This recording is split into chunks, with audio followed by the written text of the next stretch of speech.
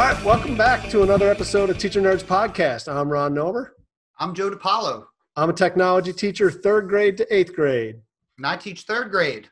And we got Kyle Niemis joining us for a 3rd time on this episode. Welcome, Kyle. Welcome back. Yeah, I'm excited to be back. So Kyle has been with us on episode 19 and episode 21 talking about UDL. And I guess we're going to kind of maybe sprinkle a little UDL in and maybe talk about, what things we can use in this distance and remote learning. But, as we always do, we're going to start with our 2 yes more, 1 no way. And our topic today was quarantine music that you've been into or listened, or artists or genre while we've been quarantined. Joe, you are the musical guy in this group. Well, I'm speaking for myself. I don't know about you, Kyle, if you're a musical guy or not, but I know Joe plays multiple instruments. So I do. I have a soft spot for music. We have a whole music room, which I've been toying, turning over into the classroom now with, but you know what? Like I can't.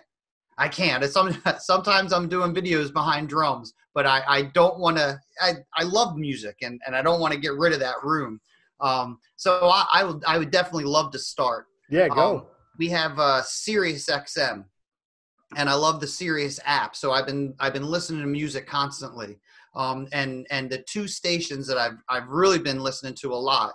The first one is Tom Petty, and that's not a surprise. Like even before this quarantine, I was listening to Tom Petty radio all the time. But my second station is one that I haven't.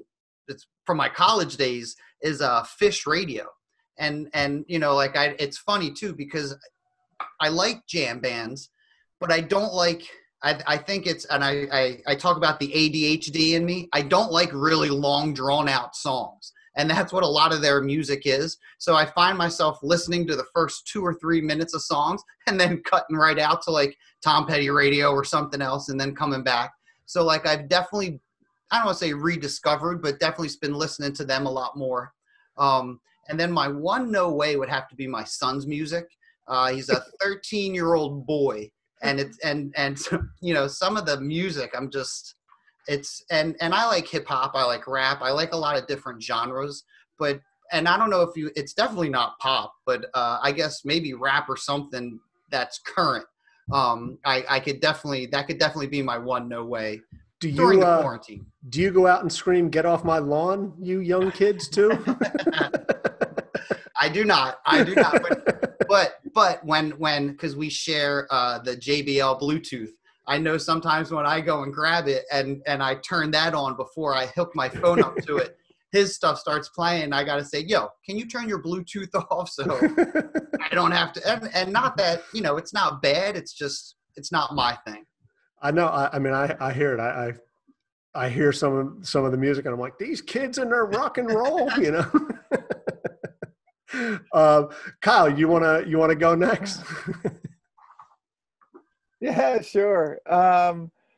Okay, so for me, I think I changed my mind literally as you were talking, because you kind of reminded me of like, I feel like, so I've been listening to the best road trip songs on Spotify. That's been like my go-to outdoor while I'm working outside. And it's just like all sorts of like everything you can imagine, opening up your windows and just like belting out the top of your lungs. So cool. I feel like I'm looking for anything that's just like going to keep my mind in a positive place. So I feel like some of those songs are just, absurd and ridiculous, but my kids are digging them too. So it's a whole different, a bunch of new songs they've never heard. Okay. Now this one, don't judge me here, but Hanson Mbop. Now listen. Oh, no way. Okay, listen. Okay. So you said music, and I thought I went to the farmer's market, I think yesterday. Act like you stress, everyone in mass, like just totally like, just not a pleasant atmosphere. And then on the radio, Mbop comes on, and I just literally paused, and it was the most out of place song for the like looking around and seeing everyone stressed out with masks on and Mbop. And so at first I went from like almost laughing out loud in the middle of the farmer's market because it was so absurd, and then I couldn't even help like enjoying the song and like singing it along. So like I was the crazy person singing Mbop when everyone else was basically like, get out of my way, don't talk to me. Right. Don't come near me. Right. And I was singing Mbop because I haven't heard it in like 30 years, and Yeah. it just hit a chord. Okay. It was the right timing for that song to play. So I I'm won't sticking to judge. that one. That's my yes. Thank you. Thank you. And then my no way, not really a song as much as it's the radio in general. I used to like to turn on the radio, and now I feel like I avoid the radio because every commercial, I think, just, I don't know, this reminds me of all the craziness that's going on, and Right. Right. I like to stay in my little bubble sometimes. So I avoid anything with commercials. Do you like Spotify? Love Spotify. Yeah. Have you ever done Sirius? No. My son is wants to go over to Spotify, and talks about we could do the whole family account, and but I love Sirius, and so he hasn't persuaded me just yet. But to hear you say Spotify, Now, and do you have a paid Spotify, Kyle, or you just use the free? I do, but I'm such a music nut that like I pay $10 a month for it, but I listen to it at least a few hours every single day. Right. So to me, it's very much worth it to be able to pick any song, any album I ever want to listen to at any given time. It's worth it. yeah. Yeah. So, all right. So I'll go. My two yes mores is we started just as we get up in the morning and both my wife and I go off to do our thing. We'll put on Comcast. You can go right to your Pandora, and we've just been playing the 60s, 70s, and 80s, channel on Pandora, and that's been awesome. Love hearing a lot of the, just songs that you're not used to hearing. And Did you say 60s, 70s, and 80s? yeah. Oh, wow. Yeah. So a lot of times it's like late 60s, 70s and 80s. Mm-hmm. And then genre, I've been listening to a lot of reggae. And, I started listening to it because it's really hard to be in like a depressed, bad mood listening to a reggae song. Yep. Like it's always upbeat and happy. And, so been doing a lot of that. And the one no way is my wife is a Fanilow, a Barry Manilow fan. Oh.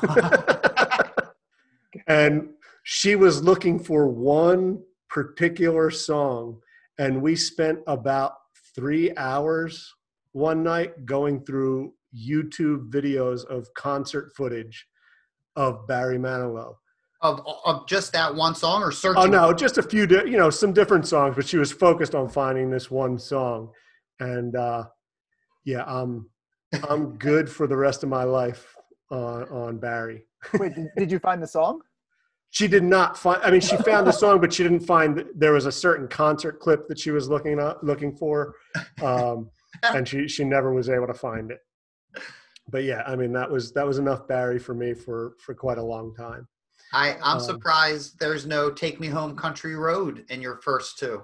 Yeah, that's always a big favorite. I thought that was dear to your heart. It is dear to my heart. You know what? That's not this topic, right? This topic is quarantine. Right? Yeah. That's right. Yeah. Yep. Yeah. Stay on topic. That's. All right, so let's just jump in with some distance learning, some maybe some tools that you're using or sharing.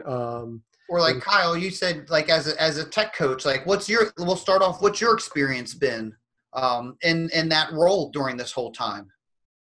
So for the listeners, so I'm a middle school tech coach, and so my job is ultimately to support teachers in anything involving ed tech. So now it's been an adventure, but I mean, I think my adventure has been similar to everyone else, where it was kind of wild, and now it's maybe slowed down a bit. So my entire job right when this first started was survival. I think like everyone else, right? Like of just like, how do you get content out to kids? Like forget anything fancy. That's always my angle with anything ed tech, especially with my job, is not to anything crazy fancy. So my main goal was just like how to do like a screencast, how to just record yourself, you know what I mean? And stuff like that. So it's been, and then every week I kind of scaffold, like, oh, you can do a screencast. How about Ed Puzzle, where now you can make sure that they watched your screencast. So it's been this kind of scaffolding approach. And last week I had a pretty big attendance. I had the editor in Screencastify. Do you guys ever use that or no? I've used Screencastify once or twice, but our district has paid accounts to WeVideo. So a lot of times we do we do our screencasts and things in WeVideo. Oh, okay. Yeah. So, I mean, so Screencastify is probably the most popular one out there of, if you're not using WeVideo or something like that. I didn't even know you can do screencasts on WeVideo. That's cool. Yeah. Yeah. And you can do a picture-in-picture kind of thing, in I saw WeVideo. something on Twitter today. So I don't know if you saw this. I know, I'm sorry, stay on topic. That was your main message. No. I saw it. Are you gonna say GIF? I said GIF. GIF, yeah. I said GIF. But did you see the one that was like the guy and it was like he was reaching? Yeah. What? So I don't even understand that. So it was like a guy who was screencasting, but his arm went beyond. Yep. Hold on. I got you. Hold on. I feel like I saw that, and of course, like the tech guy in me is like, well, man, now I need to learn how to do that. You know what I mean? Like I see something like that, I can't just let that go. I have to figure out how to do that. But I wonder if I need the paid version of WeVideo. Well, he green screened it, and I don't know if you can green screen on WeVideo with a free account. I don't think, but Kyle, they're offering all free accounts for educators. So yeah. So you're going to teach us? Here we go. Yeah. Well, he taught, like if you look down in that thread, he showed you how to do it, and that's one of the things I like about him. He's like, yo, check this out, and then he'll show you how to do it. Who's that? EduCreative? Yeah, John. Right? John Klein, yeah. So he records the green screen with him just coming out like this. And when you put that in the WeVideo, what's that called? You use the color key. And you get the green out. And it's picture in picture. So he's got like a picture underneath the one layer. His video with him in this is in the top layer. So you never see this. This gets taken out. So all you see is him going down. And I'm sure I'm not explaining it the right technical way, but he did take a green sheet of paper, record himself like this, and then you take the green out, and it looks like you're going into he was going into classroom and clicking on an assignment. Cool. Yeah. It was so cool. Yep. So and it's a green screen. Because they talk about using green screen with just presentation boards. Right. Or pieces of paper. I mean, they've taken pieces of paper, green screen, and you crumble it up and then throw it away. And you're throwing away that screen. No way. This is so cool. I need to learn more about green screen. Yeah. WeVideo, I'm telling you, man, if you want, check out WeVideo and hit Joe or I up. Both of us are pretty good. I just got my WeVideo ambassador cert. Okay.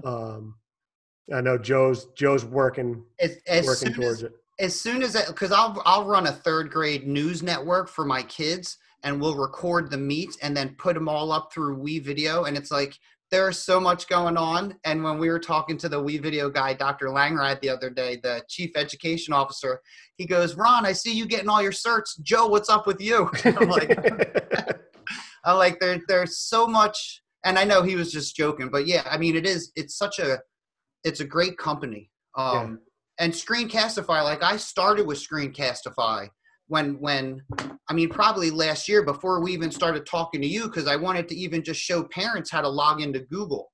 And it was like with everything else going on then, I didn't get into it, but we started to let the kids get into WeVideo.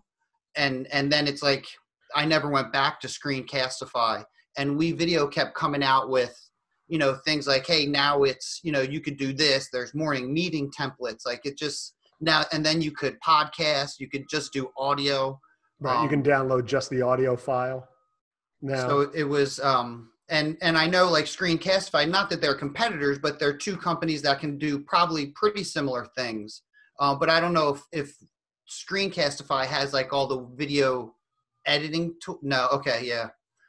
So that's why it was just helpful for us to use with the kids in the classroom, and then with us doing the UDL, or, I guess it's, attempting to get into it and do the flipped classroom. But it has been really helpful. Yeah. And they just today released the GIF editor or That's GIF, great. you can I'm not editor, but you can create a 45-second GIF out of WeVideo. Nice. Yeah, I honestly, I haven't explored it too much just because I feel like we haven't had access to it. I know we do now. That's really good to know. Yeah. So you were saying Screencastify is one that you've been really. Yeah. I mean, Sorry. either, I mean, the idea of just screencasting, which I think we talked about in, what was that, our first episode or our second Yeah. episode, just about Yep. just doing that. So just helping people get over that barrier of screencasting themselves and being brave enough to do it. And it's been so fun, honestly, because man, like what a crazy PD. My entire job is to help people, not my entire job. A big part of my job is to help people use new technology, push them maybe a little bit past their comfort level. And like this whole quarantine, it was such a trial by fire that all these people Right. who I were able to get to are now screencasting, and they're doing this and that. And I would have thought it'd be like stressful, and maybe it was at first, but the overall reaction I'm getting from so many teachers, like especially non-techie teachers, is they're so excited and they're so like proud of themselves. Like I'll get like texts like, I did my first screencast, like I did this, and I don't know. So it's been really cool to see people be, really proud of just doing certain things. Well, and it's cool to see. I mean, you don't always, I think, as a teacher, have the opportunity. You're always a learner because you're a teacher. I mean, that's kind of what you do. But to really learn a lot of new things, and you kind of had to, like you said, it was trial by fire. So you're almost like that kid in class who the light bulb goes off for them. You're seeing that with teachers. I mean, I had somebody. We did a WeVideo PD, and somebody emailed me back and said, it's so addicting. Like I will stay on WeVideo because there's so much you can do with it, It stinks. This is the way it had to happen. But like you said, it's cool to see teachers react and say, like, let's see how we can do this now next year, and start to build those resources. It was also cool. Go ahead. Sorry, Joe. No, I was just going to say, like, that's my hope, is that when we get back to school next year, as our third grade team comes back together, look at this, look at this, look at this, and just have those bundle of resources to whether or not we're in school or not, to flip the classroom and to really, because at 8 years old, it would be hard for them, I think, to go home on their own. And from what I found from this experience, it's even hard for their parents to get them on into Google Classroom and navigating Google Classroom. So with the younger grades, and probably the older grades too, right? You don't have control at home. Once they leave your classroom, you don't know if they're going to watch the video. And, if you want them to watch the video before they come to class tomorrow, you don't know what's happening at home, right? But when they get into class, not that you have control, but you can, what do you mean you can't watch the video? You're right. So I think that'll be cool to see where this progression goes, or where it leads to. And Kai, you were saying you were having people using Edpuzzle with Screencastify? Yeah. So can I actually just tell you? So let's try this if you don't mind. Yeah. I'm going to tell you my top 3 must-use tools. And then Gotta get a pen and paper. Yeah, well, I mean, and then and then you could agree or disagree. Can we go that angle? Right. So here are my top 3. Have to use these tools, and I have 2 more that are like also really, really good. And then again, I'd love to hear if you agree, disagree, or just want to learn more. So, okay. So number 1 was some sort of screencasting software. So I like Screencastify. I use WeVideo, but some sort of Screencastify. Number 2 is Edpuzzle. For sure. So that kids watched your videos and you can check for understanding. We can go into more detail. I'll just tell you my couple. Number 3 is Flipgrid, which I know has gotten more publicity than any other tool the last couple of years, but like it's a must use for this. Those are my 3: Screencast, Edpuzzle, Flipgrid. And then my 2 that are very, very beneficial to my teachers are Cami, which is a PDF editor. So you can just send out pictures or PDFs and kids can write on top of them. So you don't need to worry about like retyping something up or scanning something. You can send them pre-made sheets or whatever it is. So it's been really helpful. Is that CAMY? It's KAMI. Oh, and I was close. They would have to download that, right? Like that's an extension? It's an extension, yep. And it syncs with Google Classroom. But like when we started using that, and same like most tools, we have more access, but even the free version is fine. Oh my gosh, like the relief from teachers, as opposed to like, oh, I have a PDF. Like I tried to convert it to a Word doc, but it totally messed up the formatting. Or right. I tried taking a picture and put it on slides, and all these workarounds. And so Cami just lets you send it to your kid and make it just edit math problems or draw a graph or whatever. So, and send it back to them. So Cami is mine. And then there's a bunch of tools out there for like basically assessing kids, but I really like quizzes. I don't know if you guys use quizzes. Out of all the tools, I know there's so many different ones, Quizalize and Quizzes and Gimkit and all that stuff. But for remote learning, I love quizzes because it gives the teachers very, very clean data. And the kids, it's almost like, do you guys use quizzes or no? I've used it a little bit. I've been making quizzes in the Google form. So I'm interested, and I have to make a quiz on fractions coming up. So sell me. Okay, so I'll sell you. Ready? Okay, so Google Forms, I mean, it doesn't replace that because Google Forms it's not fancy, it's no bells, no whistles, but it does a really nice job with the quizzes. So I'm not going to try to discount that by any means. I love quizzes for more formative assessment, as far as just like if you want the kids to almost review, because it has all these settings that you can keep it almost, we'll say, very serious. Like, okay, here's your quiz, you take it one time and you get your data. Or you can like turn almost all these settings on to make it way more fun. It's like, oh, let's turn on memes, let's turn on power-ups, let's turn on this. So like you can really put the gauge on how fun and light you want it to be versus how just straight quiz you want it to be. And from a teacher end, it just gives you really clean data. So I really like that as far as if I had to pick one tool for just like formative assessment, just giving kids multiple choice practice kind of stuff. What do you mean turn on memes? So, so when a kid gets a question right, all these ridiculous meme will pop up. Like, I can't think of one of this. Like, it's, you can have your own meme set if you really want to, which is sometimes fun to do. You know, if you had a question right, like you have your own memes there. And so they have this whole meme maker. So again, you can totally decide how silly and fun you want it to be versus just like take a quiz and. Okay. And is that like a freemium product? No, it's just free. It's just straight free. It's straight free. Wow, that's awesome. Yeah, I mean, for unless I'm missing something, but it's free. And so, but if you had asked me in class, there's other tools I think like Gimkit that are like just so much, that are super super fun. But for remote learning, because you can do like you can set it for homework and they can do it on their own time, or you can run a quizzes game. But so I don't know. It just I like it for how easy it is to use and how fun it can be for kids if you want it to be.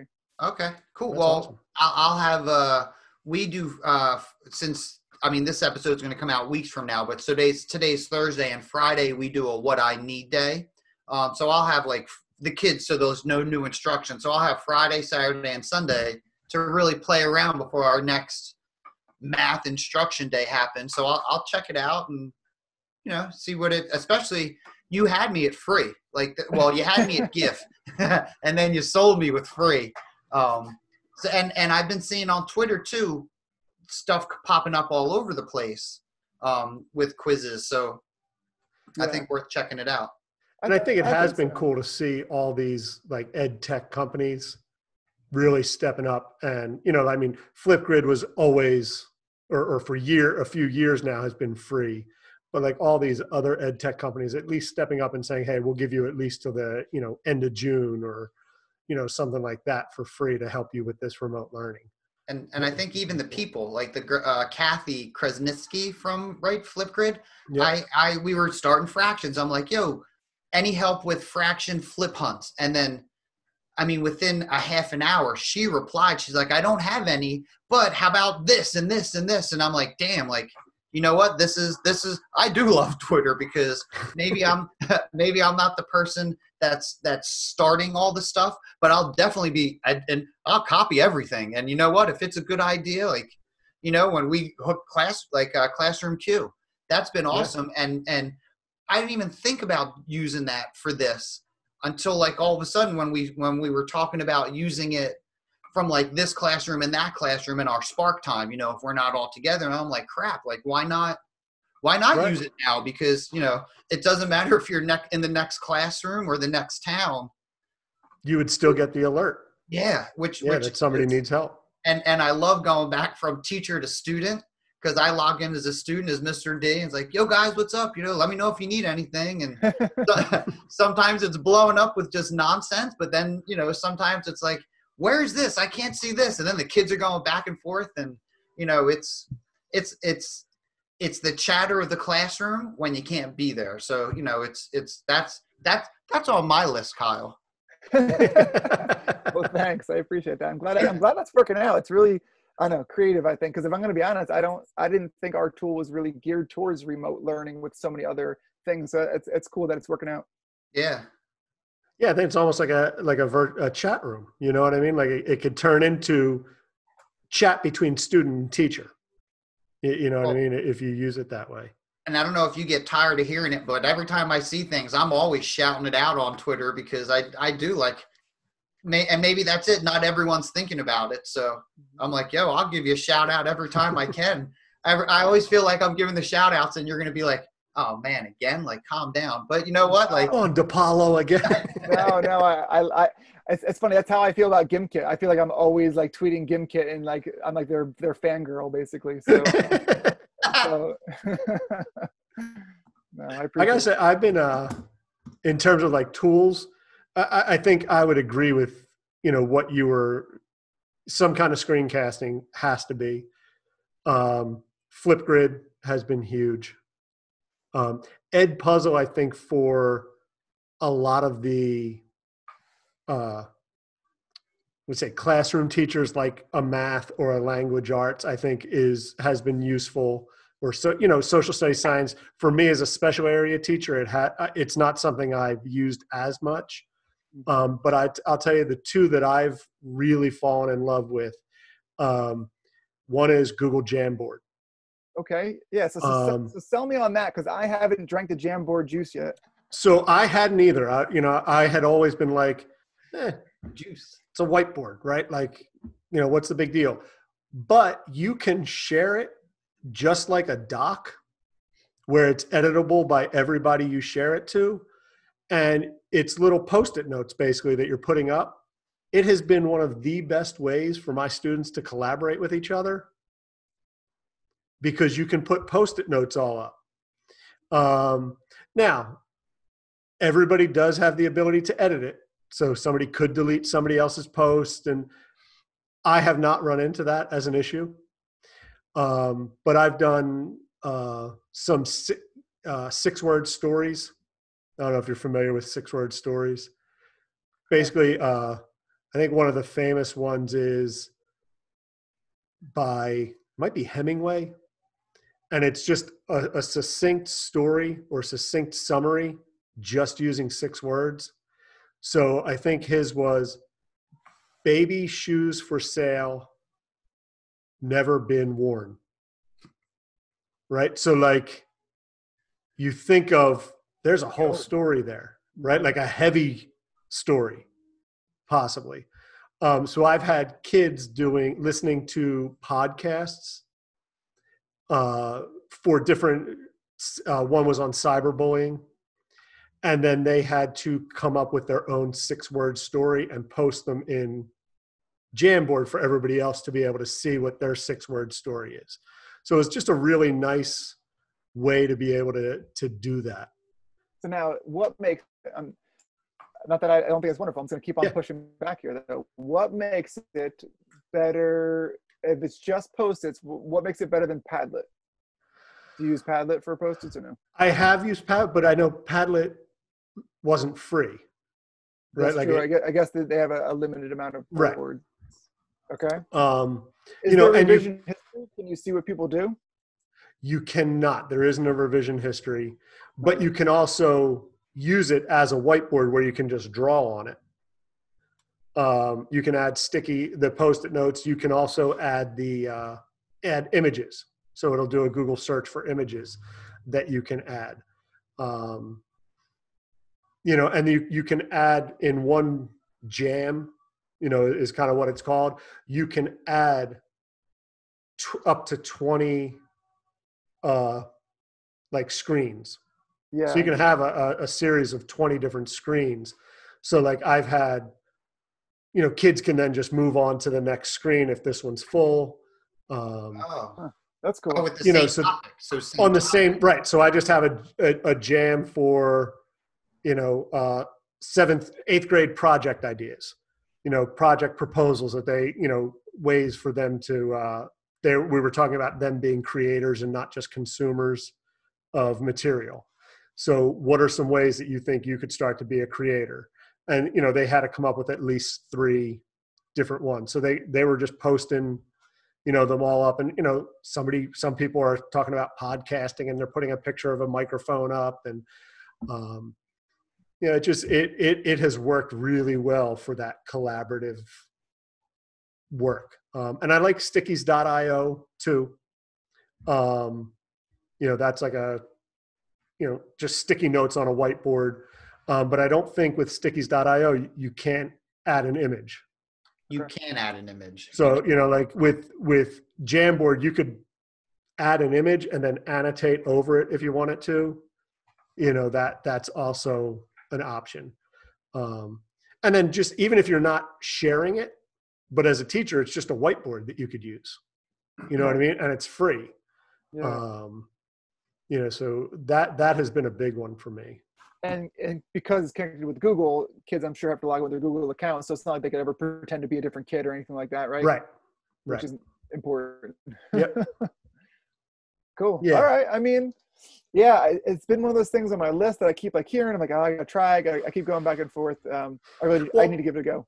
Yeah, and I was a little hesitant because I'm like, well, I know our school district's not purchasing a big Jamboard for me, so what's the point? But then I started to just play around with it and saw that aspect of being able to have the 20 frames and all under one topic. I mean, you could even assign each kid a frame and allow them to do stuff, which I guess you could do in slides as well. But I said it really worked for me. The sticky notes part worked for me. Okay. And then my other one was Nearpod.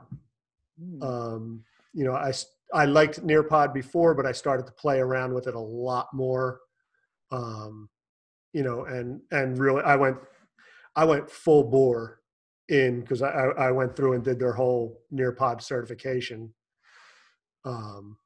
And that's been really cool. There's so much that you can do in Nearpod.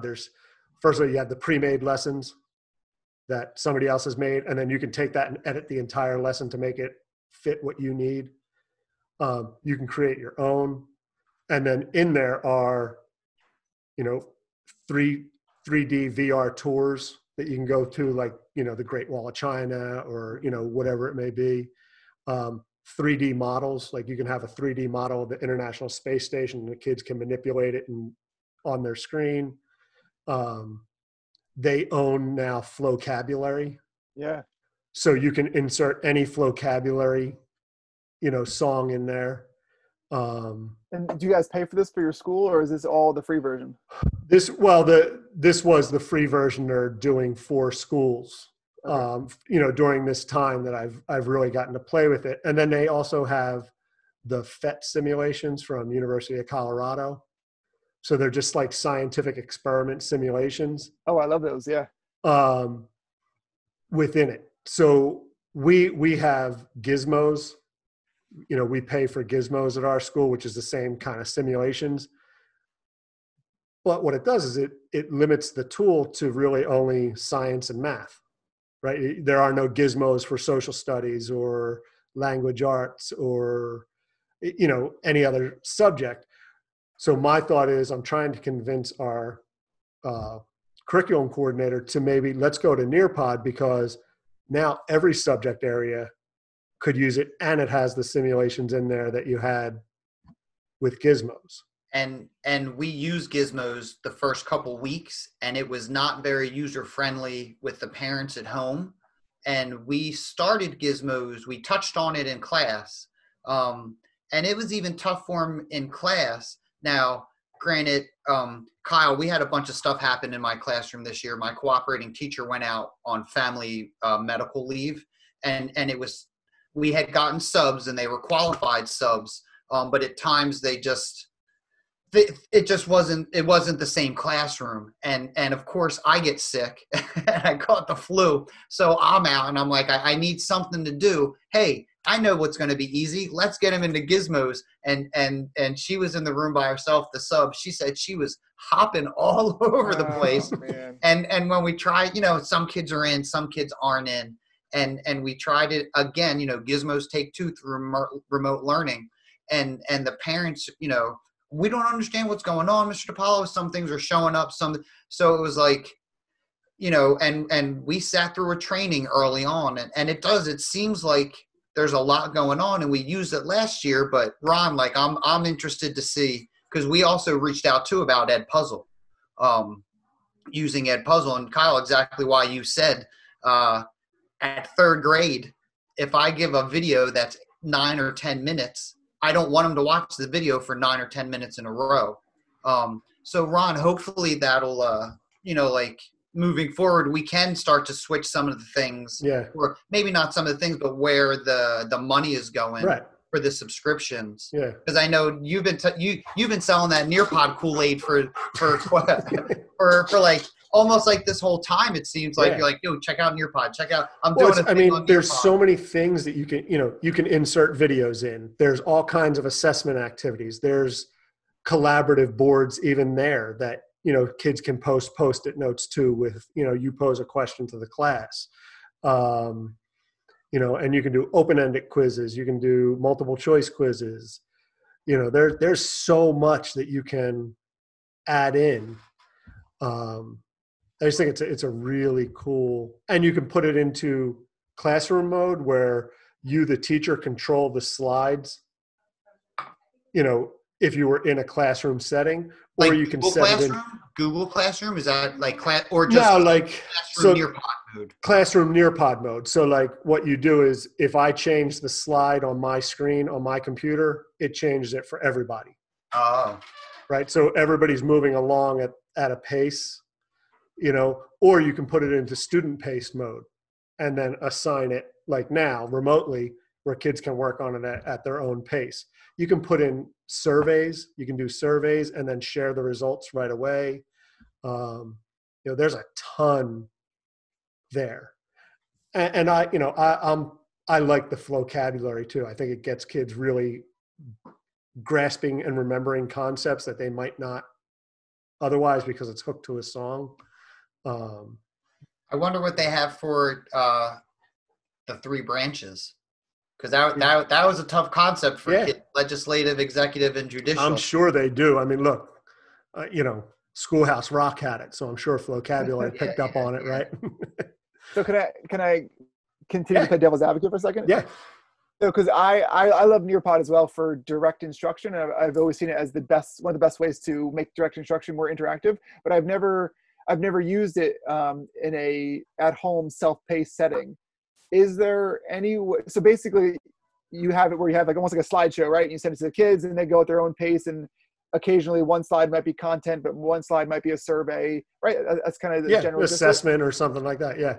Is there any spot where you, as the teacher, your voice or video or anything is in it, so it's not simply the slides? The reason Pear Deck is like their competitor, and Pear Deck just came out with like audio, so the teacher's voice can pop in at certain slides. Does Nearpod have that?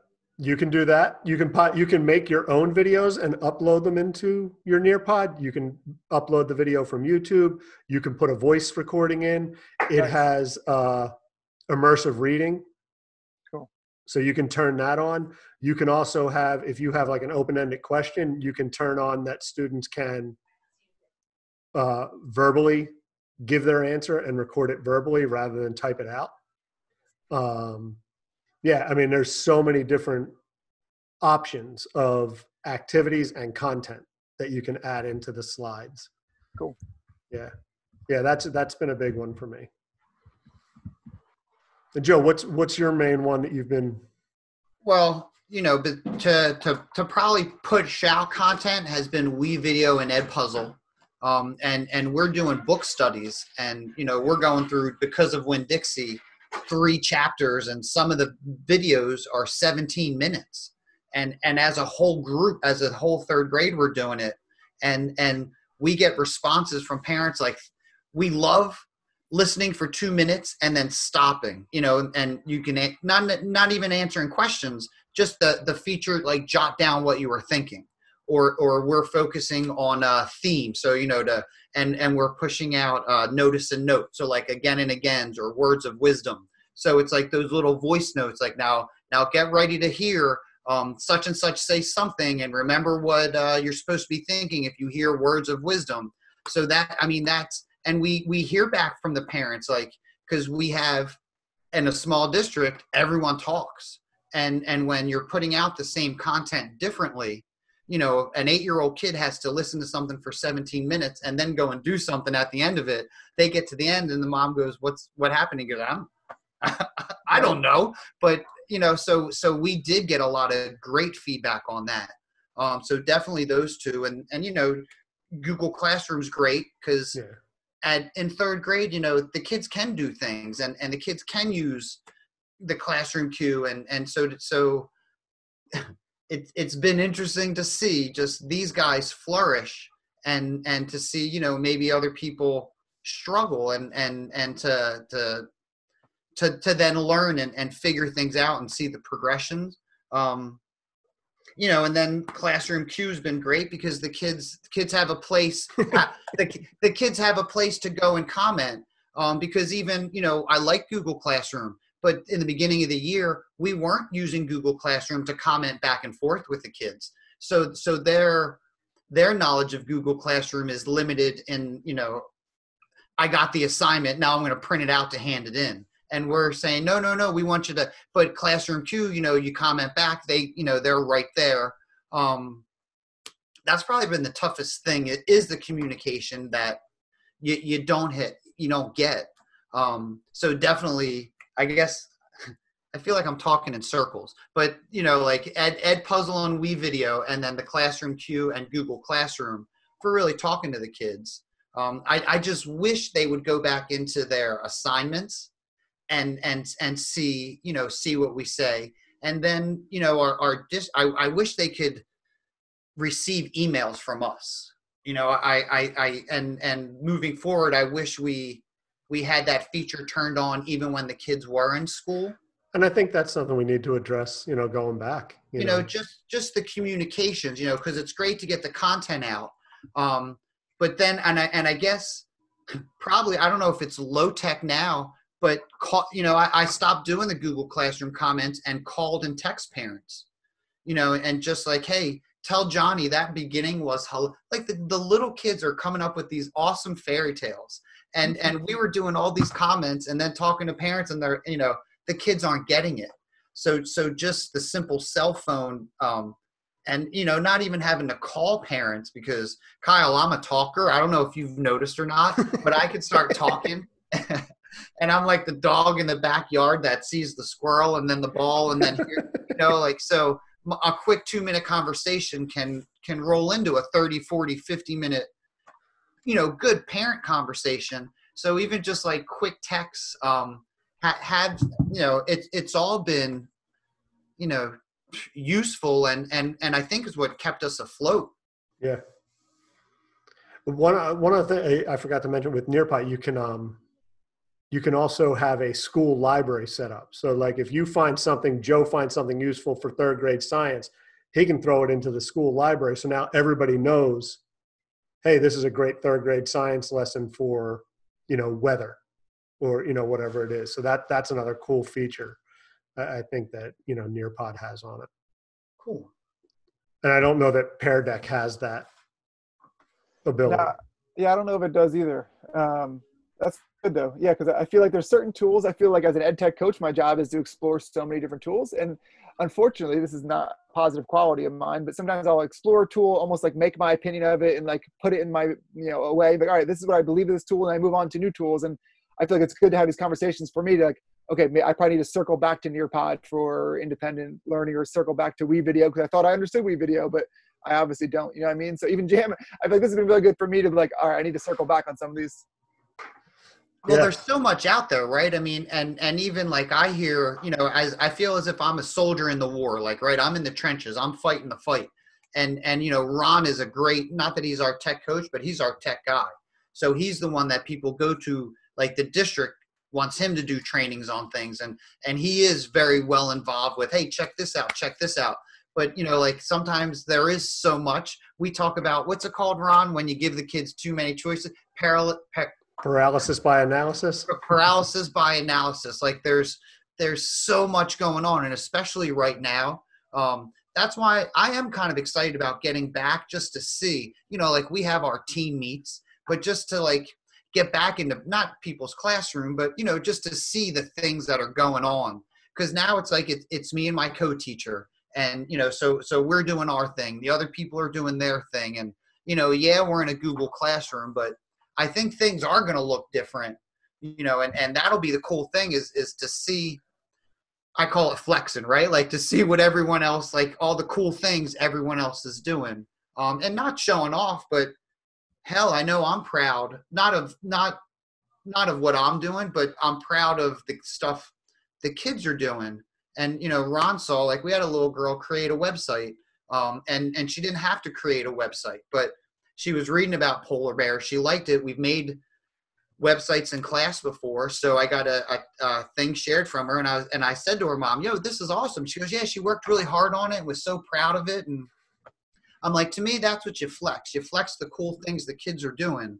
Not like, look at me, but yo, look, this girl's an 8-year-old kid, that I guess wanted, there wasn't a science lesson on polar bears, like there wasn't a reading lesson on polar bears. So to me, like that's life, right? Like she learned something and she wanted to show what she learned. And I didn't, book reports are so old, and Right. hated book reports as a kid. So to give them that cool outlet and one of the techie tools, but then like we had issues with it. So now I'm like, well, Ron used to talk about Adobe Spark. So Yeah, now it's like I knew everything was out there, and now there's, I don't want to say more of a need, but I don't want to say hit the wall with Google Sites, but there's the limitations. So it's like, all right, we got this mastered. Let's go check out some of the stuff that he has been.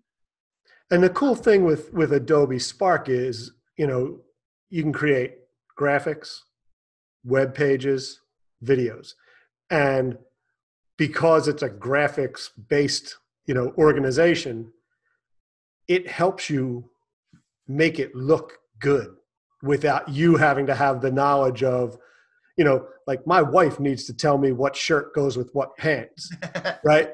And this tie does not go with, you can't wear the striped tie with the striped shirt where the stripes are all going in different directions or whatever, So having Adobe Spark, it helps you create beautiful graphics, and you don't have to have the knowledge.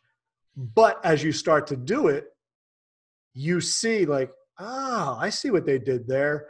So you almost start to get the knowledge when you see how they put things together and what they go together. So I have one more screencast of Adobe Spark to do. Cool. And that's Spark Video. I've done Spark Graphics. I've done Spark Sites or web pages. Graphics or videos next. Are you making screencasts for your teachers teaching the tool, or are they for kids for them to send to kids so they know how to use and explore the tool? So it's the screencast for like the Adobe Spark. It's for teachers to use it, but it's also then like I kind of keep it neutral, as in terms of this is just how you use it, not this is what you should do if you're a teacher, and this is what you should do if you're a student. It's just, this is how you use it. So that way it kind of gives me the flexibility. I don't have to create two different screencasts, one for teachers and one for students. Yep. And as a teacher, I'll watch his screencast and I'll figure out what my kids will need for it. And then I can do like quick little 2-minute, 3-minute videos on, hey, this is how you would open up Adobe, or this. And I did one was just, what is Adobe and how do you log in? Sweet. Like that was one video. One video was on creating graphics. One video was on creating a web page. Now, the one thing is, it's not a website that Adobe Spark does, because it's not multiple pages that you can create. So what you would need to do is you would need to create multiple pages and then develop a home page and just link all those other pages in by buttons. Gotcha. So, like where Google Sites, you can add page after page after page. Right. That's not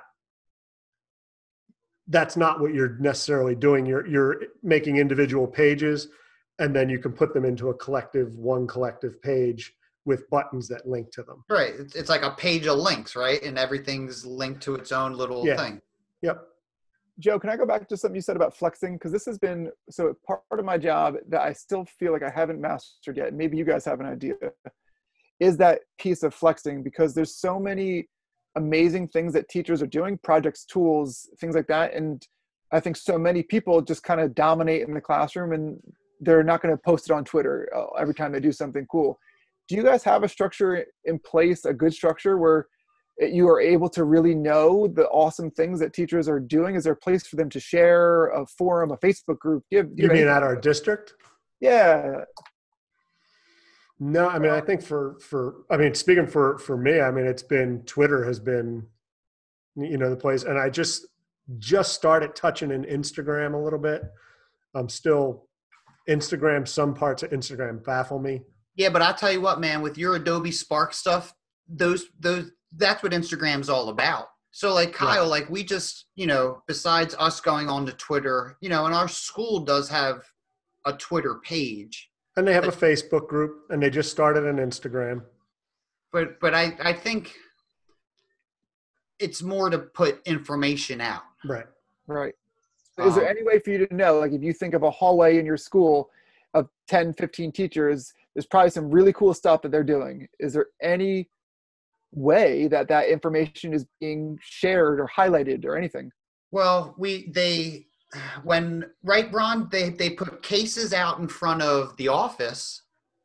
Like if you're, and that's more for kids projects, not right. Not like highlighting the teacher. If you had a cool project and your kids did something, they would showcase that, but not necessarily. Yeah, I mean that's my struggle too. It's okay, you don't have an answer. That's been over the last year and a half. I've tried to find different ways to share out the amazing. When a teacher finds a new tool on Twitter and they use it, how can I make sure that information gets shared to other teachers who could also benefit? Because I don't have an answer. I just didn't know if you guys had a cool system. No, and I mean I think part of that has to be also like, I guess, the buy-in from everybody else. Like you have some people who, when you showcase that, are like, they're Joe again, with his thing, or you know what I mean, like. And that's why I tread lightly with, I know I probably post a lot. I definitely post, I think, at least my thoughts daily and what I think about education or what we're doing in the classroom. And I do worry, like, and I guess it's probably me, but like, I don't want people to think like, look at him just bragging, like, oh, right. And I don't think I'm a phenomenal teacher, but I think I work hard as a teacher, as I think every teacher, should work hard. And I think I felt the same way early on. And I've kind of like, the more I've been on, the more I'm like, you know what, I'm showcasing what I do. I've learned from somebody else. If somebody can learn from me, or it highlights one of my students and a project that they did, if somebody thinks it's bragging. And we always talk passion, right? And like, I'm sorry, like I'm passionate about surfing. Like I love kicking a hacky sack and I love teaching. And Kyle, we have these conversations and it's like, just like now, it seems like things could just go on. And it's almost like, I know this is a podcast, but, Ron and I talk, this is bar conversation, right? Like we could go out on a Friday night when everything gets back to normal, whether or not we have to wear masks or not, and just like, sit around talking about, I guess, education, like that's definitely something I'm passionate about. And I think like, what about Twitter? Like, I think a lot of teachers should go on to Twitter. And at least I feel like Twitter's and I don't want to bash Facebook, but I feel like Twitter has more of an educational value for teachers maybe than Facebook and I know Instagram, and maybe it's all who you follow or the groups that you're all connected to. So maybe that's why I'm saying I'm not bashing Facebook. And I know there's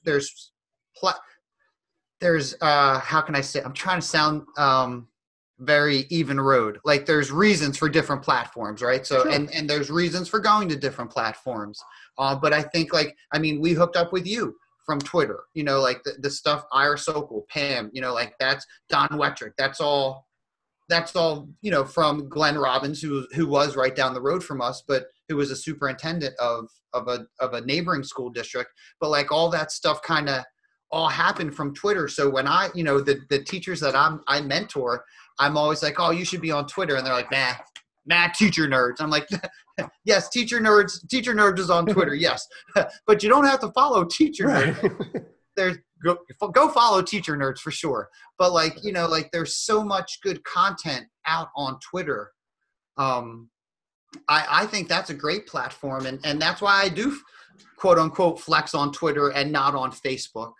I found it just to be probably, for me, the most user-friendly platform. Twitter. Yeah, like that for me was just most user-friendly. What things have you tried, Kyle, like getting that, promoting teachers? And I think the reason I ask is because literally today, like 3 hours ago, a teacher reached out to me kind of like I don't want to say in distress, that's the wrong word, just kind of feeling like isolated and just, right. I knew it's just, You're cut out. And so we decided, oh shoot, I'm sorry. We said there's a lot of ideas out there from people in our staff. And so my goal this year, because that's always such a goal of mine, is every month I send out like almost like a newsletter of highlighting some things that people are doing, and just to, again, try to give some ideas of like, hey, here's the cool tools people are doing. And I don't know if that made a difference, but literally today we started a Facebook group for the 2 schools that I work in. And I have no idea if it's going to go well and it's going to turn into teachers sharing ideas, or it's going to turn into no one doing anything, or it's going to turn into side tangents of random complaining. I have no idea. So that's why that's why it's on my mind, because 3 hours ago I'm trying something new. So we'll see. Yeah. Who is the Facebook group like just for the teachers in the district? Yeah, because so I'm part of there's a handful of good Facebook groups that are like remote learning Facebook groups out there. So that's kind of what sparked the thing, is like, well, why not just have one with the 150 teachers that we have in our school? And is it a closed group? So like you have to join? Yeah, and I don't even know percentage of teachers who are even on Facebook. Let's say 50%. So I said I literally have no idea if this is going to go well or flop. But that's why that's on my mind right now, because I just think there's still so many. Because I'm doing my job every time to try to show new tools, but there's so much amazing stuff that people are doing that no one has any idea about, because you just said, Joe, no one wants to brag. They're modest. They just want to work hard, do awesome things for kids. And I don't blame them by any means. That's always been, that's a passion of mine with this job, is how can I get people to feel comfortable sharing what they're doing and with other people. And I know that happens organically, just like with friends and departments and things like that. But well, I was going to say, like between Ron and Gary and I, like us, like, we call it the brain trust. And like that is, like just us getting on meet sometimes, and it's just venting. Do you mind me asking, like, how is the newsletter, how do people feel about the newsletter? I don't know. I mean, so I only send it once every month or two, and it's just really just like, here's a few things that are highlighting. Yeah, I mean, that sounds like a cool idea. And I know Ron, you have the classroom, right? And you have a tech site that you just created. That's not necessarily showcasing what people are doing, but definitely cool tools that, could be used. So yeah, that's what I did my first year. My first year was like, I sent out cool tools. Like it was like my 2-minute tech tip of the week. Here's a cool tool to try this. But like, I really wanted it. I think because our district also wasn't 1-to-1, that we get a lot of pushback of like, okay, cool tool, but we don't have technology. Right. So I really was hoping that by highlighting all the things people are doing, it's like everyone's doing this with the same amount of technology. Right. Kind of stuff. So maybe that would open people's eyes, or even like they'd see someone who they don't be techie. Because like, tech coach, they're like, okay, tech guy, whatever you say, sure. But like they see their colleague who's not a techie person doing something. I was hoping that maybe. So that was my whole thought process. But to answer your question, did it go well and did people learn from it? I don't know. Yeah. And I think sometimes that might be where the, having almost like an open door policy in the classroom where teachers get that time to be able to go observe somebody else. And if you're doing something that you're excited about, putting it out there to say, hey, I'm doing this. I'd love to have people stop by and see what I'm doing. Well, that's the walking classroom, right, Ron? Like the the charts and all that. I mean, we tried it and it was not successful. And I talked to a few other districts who've tried it, and the same thing. It just wasn't. I think, but like, buy-in. You think it's I mean, so I think it's a combination. I think that people are really busy and Yep. they feel weird walking into someone's class, and people feel weird saying come check out for that reason, because it feels braggy. Like, who am I to Right. say what I'm doing is better than, so it just, I'm not saying it's not a phenomenal idea. I think it requires the right, I don't know, It environment. has the right culture and all in the school. Like it has So to Kyle, fit. are you considered an administrator then? Like, Nope. so are you then, you're a tech coach would still be a teacher? Yep. So it's not like that, I don't know. We talk about culture all the time, and I think it could be a problem, or probably is not a problem, but an issue that probably every district has to be with. Especially, I mean, you said how many teachers are you guys working with?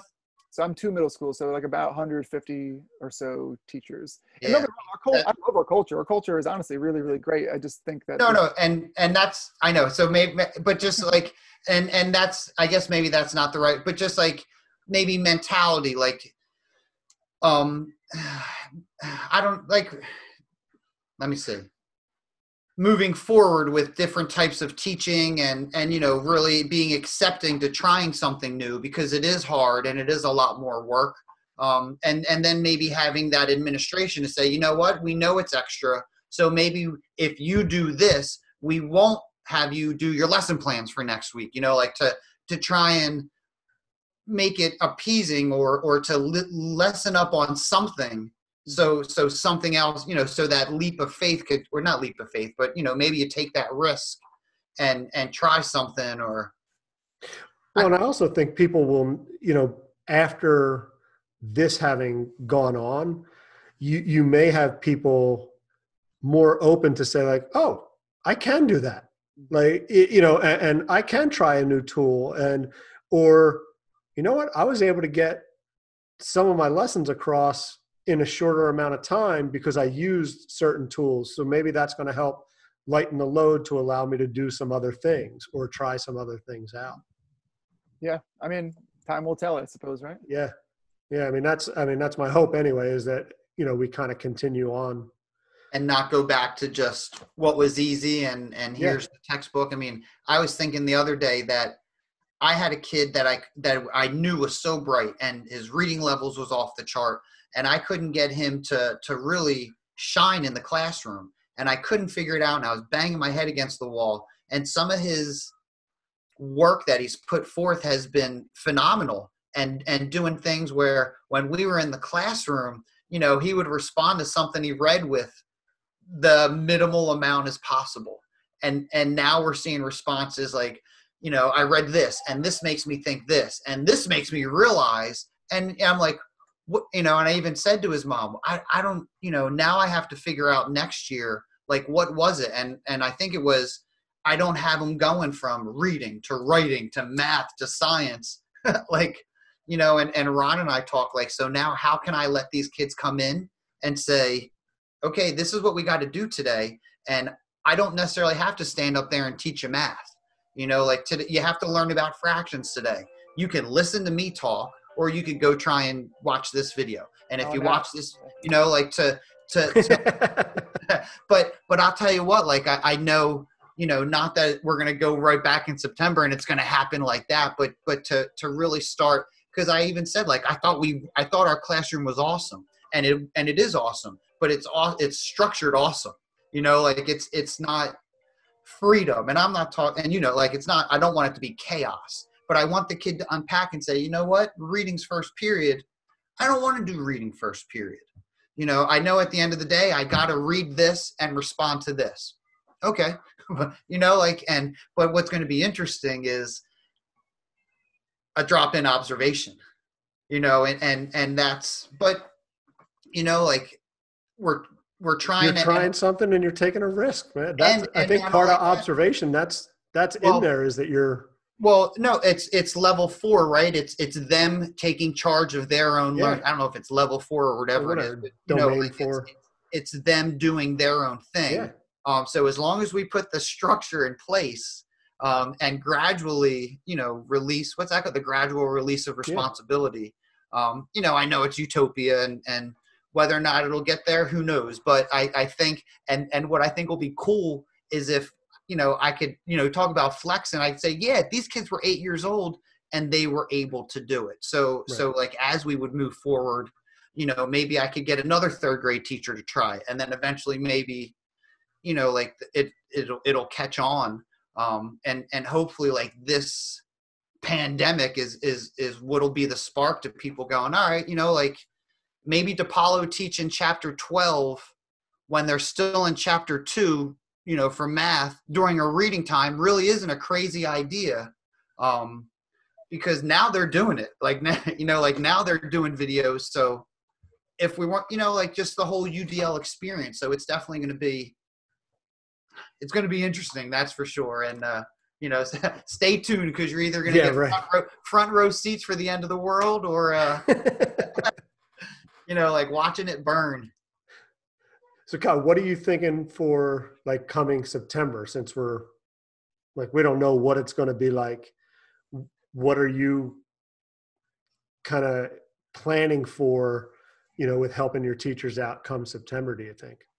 So I was talking with our head of PD the other day, and basically the big question, so hypothetically, let's just say, assume we're going back, kind of just like you said, Joe, is how can we keep this momentum going? How can we not go back to some of the way that we've been doing things for a long time? And so I think that our main focus is going to be, how can you use this entire new skill set you have of recording lessons and all this stuff and blend it? So that's going to be, I think, the big question is, how can we make a blended classroom that fits your needs? So I'm really, really excited for this, because I said that's such a passion of mine, and of a way I love to learn, and freedom, and everything you're saying, Joe, just gets me all pumped up, because I feel like I think it's going. I hate to say it, but I think some people who are maybe just kind of stuck in a rut, this is that forced way of getting out of it. And I don't know. I think it's going to. I think we're going to see education change in a very positive way because of all the new skills that people are going to have. I thank, like, I don't know how many times a day that we hooked up with you all those months ago, because that was really the spark. And I remember, I wasn't calling it UDL. I was calling it ULD, like for the, I couldn't figure out what it was. and it was like, but now it's like, like this is the shit. Like this is what everybody should be doing. Just because, like, you don't have to be the guy in front of the classroom leading the show. Right. But if they need that, you do that. But, like, not everyone needs. So it was just like really eye-opening. And I get excited because at 13 years in teaching, like, I have a good amount of time left. So it's just really cool to see how much things have changed in the past couple of years. And now with everything that's happened now, and then the people, when we were talking to Katie Martin yesterday, she was saying, yeah, we've been, the way we're going to go back to school is going to look different. Like, there's no doubt about it. So it's kind of cool to see, not that we're writing playbooks or anything like that, but like the fact that we're on the front lines and we get to see this change happen, and not just be idle, like to be not being idle, meaning like, yo, we're trying this, this is working, this isn't working. And I think to be able to have input with the way things are going to be moving forward, to me, that's what's cool and really exciting. Yeah. And it kind of, you guys both just talking about that. Yesterday, we had, a few weeks ago, we had Laura Spencer on, and I was pulling quotes together in Adobe Spark, not to plug Adobe Spark again, but, putting together some quotes.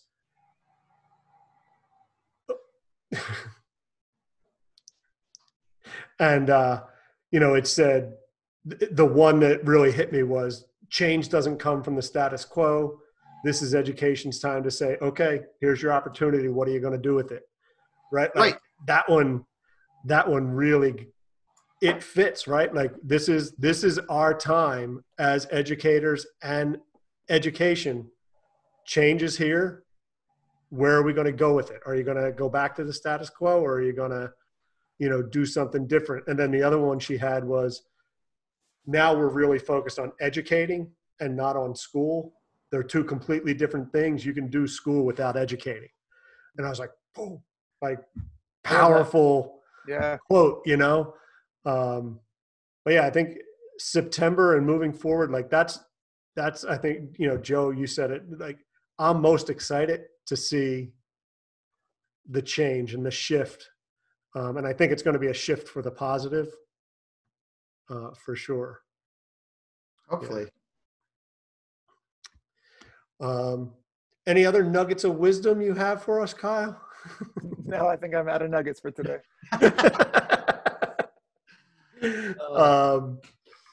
Yeah, so I hope you check out WeVideo.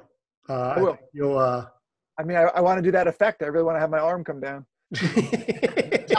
When I saw that, I'm like, you got to be kidding me. How do you do that? It's probably just 2 layers, really, with the green screen piece of cake. Right. It's you record a video and then shrink it, and you put yourself in there reaching. Yep. I mean, it was, when you go back and look at the comments, because he explains it. That guy, he's awesome. Like John Klein. Yeah, cool. Yeah, I will. You reach out, he'll reply. I think he's on California time, but he will definitely reply, and they were awesome. Yeah, most definitely. All right, and I'm checking out Quizzes, Cami, and I'm giving GimKit a look. they're my 3 takeaways to definitely give a look. Cool. Yeah, That's awesome. Yeah, thanks, Kyle, man. We really appreciate it. Thanks for joining us again. Yeah, this was cool. I'm definitely going to go back and visit some stuff myself. So thank you. Yeah. Awesome. All right, gentlemen. That's a wrap. Thank you very much. Teacher Nerds Podcast. Keep up with every new episode by subscribing on Apple Podcast, Spotify, Google Podcast, Anchor, or anywhere you listen. Remember to visit teachernerds.com, and that's nerds with a Z. Follow us on Twitter @TeacherNerds and on Instagram @TeacherNerdsPodcast.